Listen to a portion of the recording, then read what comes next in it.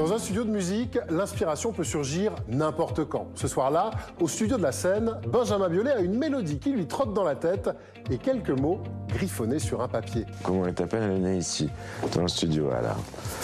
Un soir, j'ai commencé à faire la musique, comme toujours, la mélodie. Et en général, il me faut beaucoup de temps pour écrire le texte.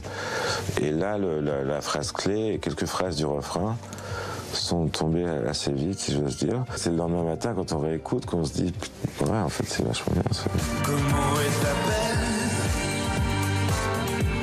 la mienne. C'est bien. Mais est-ce un potentiel single? Les doutes sont vite levés lors d'une session d'écoute avec les grands pontes de son label. Le titre a un côté addictif. Quand les autres ont écouté, les gens de la maison de disques et tout, je l'avais mis en 1 dans la playlist et j'ai vu que les 3-4 titres après, et puis très vite ils voulaient réécouter la 1 et tout, je me suis dit bon bah cette chanson, visiblement j'ai réussi à faire passer ce que je voulais faire passer, quoi. Faut pas qu'on s'entraîne.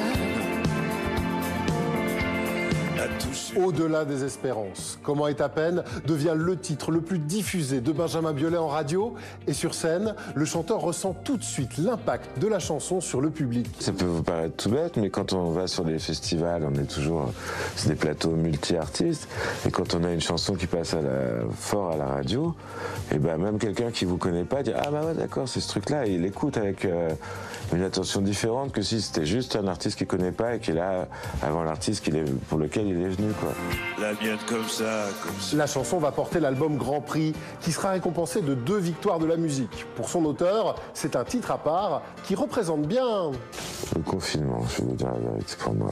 Cette chanson qui pour moi s'adressait à une personne avant, je crois, d'un coup elle parlait de ce que je voyais par la fenêtre et tout, c'est-à-dire la ville désertée. Il y a des gens qui ont vécu un confinement heureux, et d'autres moins. À l'issue de la pandémie, Benjamin Biolay s'est d'ailleurs fait plaisir. À la reprise des concerts, la chanson durait plus de 9 minutes sur scène.